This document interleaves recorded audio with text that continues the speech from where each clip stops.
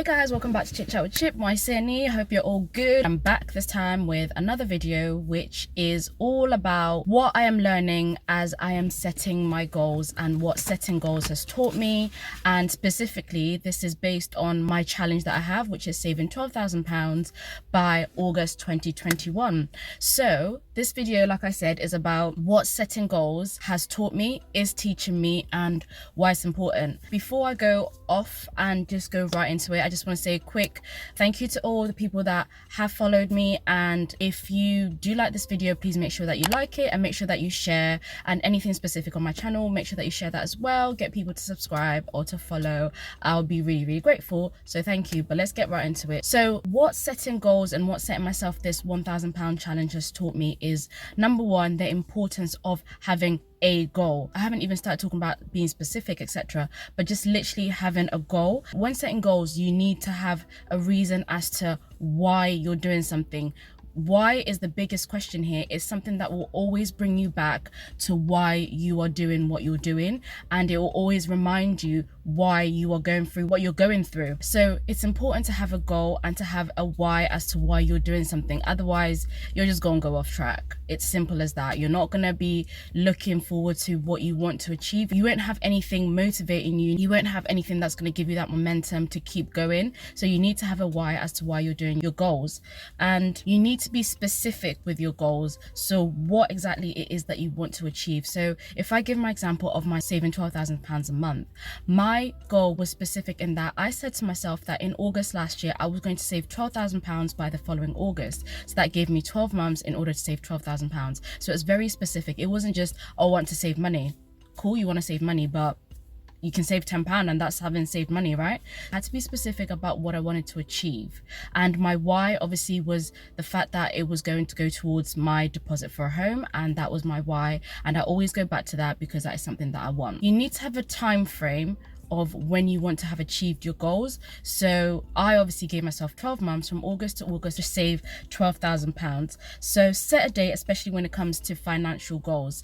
And actually saying this, when I was writing this down, I forgot all about the SMART way of saving goals. So if you know all about setting goals, you know that people use the, what is it, acronym? It is S.M.A.R.T. So SMART goals are specific goals. Like I said, £12,000 by August 2021. They are measurable. So again, I gave myself a time frame of I'm going to do this in 12 months time. They're actionable in that you need to know how you're going to go about achieving your goals. So for me, I knew that in order to be able to save £12,000, by doing that, I had to save £1,000 a month. I had to make more money. I had to reduce the going out. I had to increase my income and reduce my outgoings, my expenses. And that is just how it had to be done. There was no other way that I could save that much in that time frame on the habits that I had before. It just wasn't going to work. So that is something that I had to do, and that was the action that I needed to take in order to achieve my goals. Your goals need to be relevant but also realistic. So it's relevant for me in a sense, and it's realistic in a sense that I knew that I was in a position to do that, but it has to be relevant to you. It has to be realistic for you, and it has to be something that you're actually able to do. Don't set yourself goals that you're not going to be able to do, and then you're going to feel like a failure at the end of it, which of course you're not, but you're going to disappoint yourself by not achieving what you want to achieve. Don't set yourself those kind of goals. So let them be relevant and let them be realistic. You need to have a time scale, or your goals need to be time bound. So like I said, for me again, it's 12 months. So I know that by saving £12,000 in a year, I know that I need to save £1,000 every single month. So that is measurable, and that is having a time frame on it. And that is the way that you go about your goals. Like having these 3 points, my why, my what, and my how, it will make sure that you always have something to go back to in terms of your goals. You will always have something that is giving you that momentum, that is giving you that motivation, that is making you to keep going. Because guys, on this little journey of mine, there's been times I've seen the money build up and I'm like, I could treat myself. I could stop now because I've achieved this much. But had I not set the goal of £12,000, I probably would have stopped a little while ago, because it's like, well, I've saved more than I've ever saved in my life. So I've done it. So let's just quit it. Let's just enjoy the money and then slowly the money will just go back down to zero, and that's not what you want to do when you're setting goals. So it'll keep you going, it will bring you back to the purpose of what you're doing and what you're trying to achieve. You also get used to the idea of having money. So if I didn't have the goals that I have, if I didn't have my why, if I didn't have my how and my what, I would be so happy that I'm seeing such a healthy bank account that I wouldn't even think about putting it into my savings. And then that is slowly again how you start losing that money. If I don't achieve my goals, if I don't set goals, and if I don't set SMART goals, the only person that is going to be disappointed when whatever I want to achieve is not achieved is me. Like, I'm the only person that's gonna maybe feel embarrassed.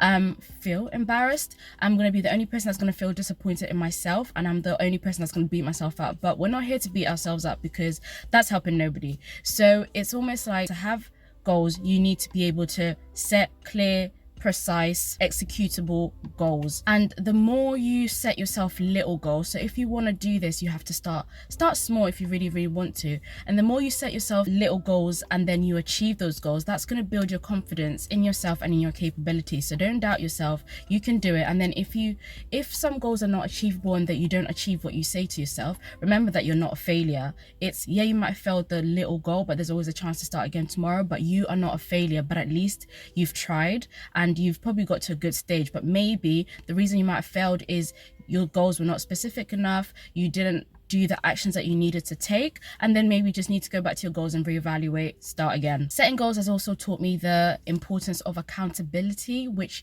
is what is going to keep you pushing forward. So you're basically accountable to yourself. Because I've put it out there to the world that I'm setting these goals, in a way I feel like I've let the world know what I am doing. So I feel like, oh, people are going to hold me accountable. But at the end of the day, nobody probably really cares about this. But I always think, okay, so people have heard what I've said, have seen what I'm trying to do. So if they start asking me questions in a few months time and I haven't achieved this, the only person that's going to be embarrassed is me. So for me, it's like teaching me how to be accountable for the decisions that I make and for the goals that I set myself and for my life in general. And it's having the accountability for plans that you make and also for executing them. So you got to remember, setting goals is also about executing them, and that's probably the most important thing about setting goals, is actually executing them. It's teaching me discipline. Obviously, in order to stay on course, I need to be disciplined in what I do. Basically, your why again is going to make you stay disciplined in what you want to achieve. And the last point that it's teaching me is that the only person that I'm trying to prove right that I can do it is myself. I'm my only competition. I'm proving to myself that I can do it. And once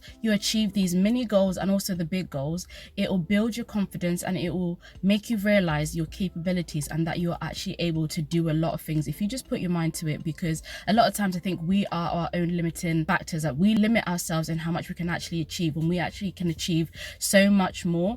And this is exactly what I am doing. I'm trying to prove to myself that there's so much that I can do, take away all the limitations of the past, take away all the limitations of even the present, and just prove to myself that I can do it. So if anyone out there is thinking about setting goals, make sure that you use this SMART goal setting idea in order to set specific, measurable, actionable, relevant and realistic, and goals that have a time frame in order for you to have a good picture, a clear picture of exactly what you're trying to achieve. And trust me, you will keep going back to your why, you'll keep going back to what you're doing, your purpose, and you will work hard to achieve your goals. So yes, keep going if you're on your goal setting journeys, if you're on some challenges that you've set yourself, keep going. But I will see you guys in my next video. Thank you so much for watching. Don't forget to follow, I'll link it right up here, and thank you so much. See you guys in my next video.